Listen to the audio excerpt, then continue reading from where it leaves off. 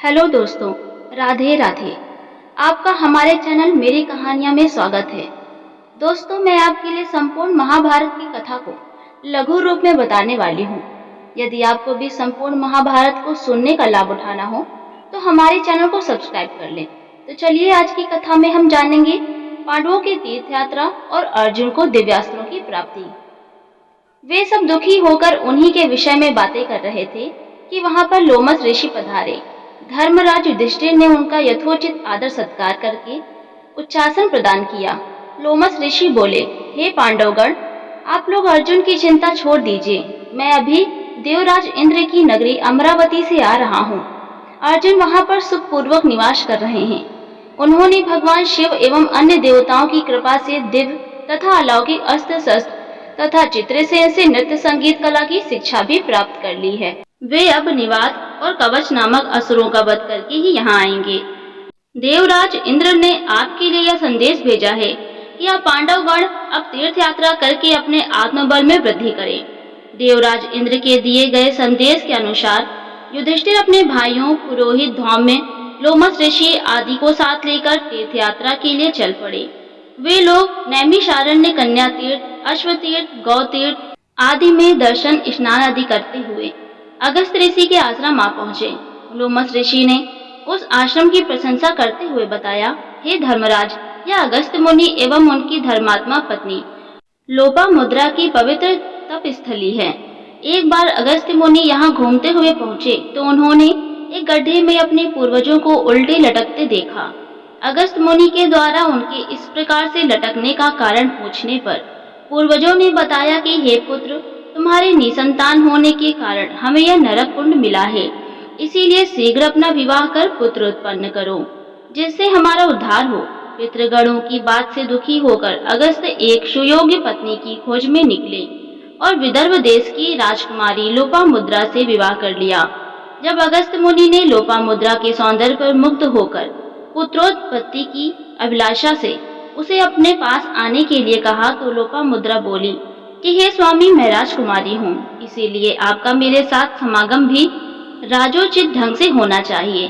पहले आप धन की व्यवस्था करके मेरे और स्वयं के लिए सुंदर वस्त्र और स्वर्णाभूषण लेकर आइए।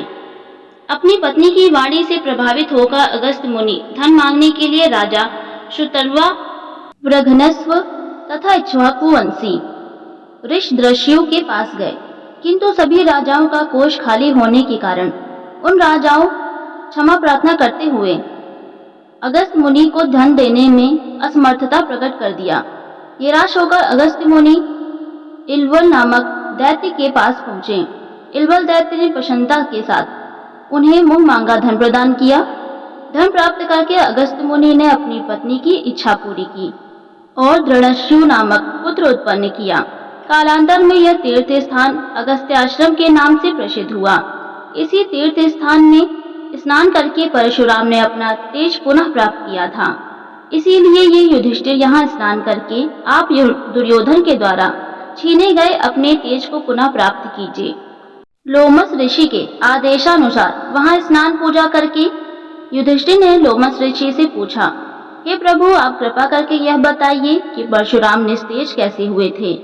लोमस ऋषि ने उत्तर दिया, धर्मराज, दशरथ नंदन श्री राम जब शिव जी के धनुष को तोड़कर सीता जी से विवाह कर अपने पिता, भाइयों, बरातीगण आदि के साथ अयोध्या लौट रहे थे तो एक बड़े जोरों की आंधी आई, जिससे वृक्ष पृथ्वी पर गिरने लगे। तभी राजा दशरथ की दृष्टि भृगुकुल के परशुराम पर पड़ी। उनकी वेशभूषा बड़ी भयंकर थी। तेजस्वी मुख पर बड़ी बड़ी जटाएं बिखरी हुई थी। क्रोध की लालिमा थी। कंधे पर कठोर फरसा और हाथों में धनुष बाण थे। ऋषियों ने आगे बढ़कर उनका स्वागत किया और इस स्वागत को स्वीकार करके वे श्री राम से बोले, दशरथ नंदन राम, हमें ज्ञात हुआ है कि तुम बड़े पराक्रमी हो और तुमने शिव जी के धनुष को तोड़ डाला है और उसे तोड़कर तुमने अपूर्व ख्याति प्राप्त की है। मैं तुम्हारे लिए एक अच्छा धनुष लाया हूँ। यह धनुष साधारण नहीं है, जमदग्नि कुमार परशुराम का है। इस पर बाण चढ़ाकर तुम अपने शौर्य का परिचय दो। तुम्हारे बल और शौर्य को देखकर मैं तुमसे द्वंद्व युद्ध करूंगा।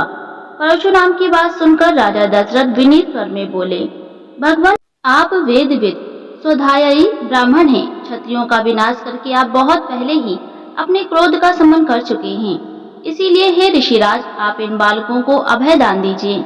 किंतु परशुराम जी ने दशरथ की अनुनय विनय पर कोई ध्यान न देते हुए राम से कहा, राम, संभवतः तुम्हें ज्ञात नहीं होगा कि संसार में केवल 2 ही धनुष सर्वश्रेष्ठ माने जाते हैं। सारा संसार उनका सम्मान करता है। विश्वकर्मा ने उन्हें स्वयं अपने हाथों से बनाया था।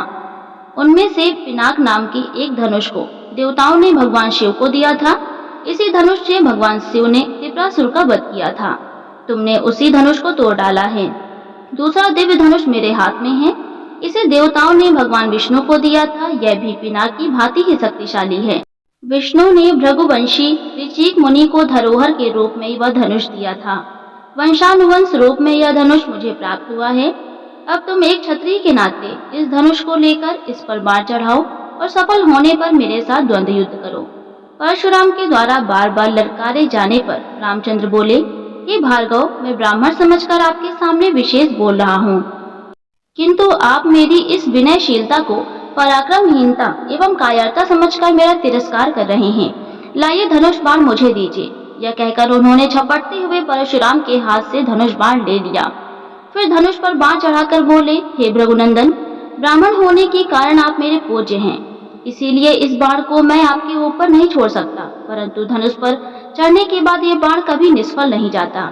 इसका कहीं न कहीं उपयोग करना ही पड़ता है। इसीलिए इस बाण के द्वारा आपकी सर्वस्त्र शीघ्रता पूर्वक आने जाने की शक्ति को नष्ट किए देता हूँ। श्री राम की यह बात सुनकर शक्तिहीन से हुए परशुराम जी विनय पूर्वक कहने लगे, बाण छोड़ने से पूर्व मेरी एक बात सुन लीजिए।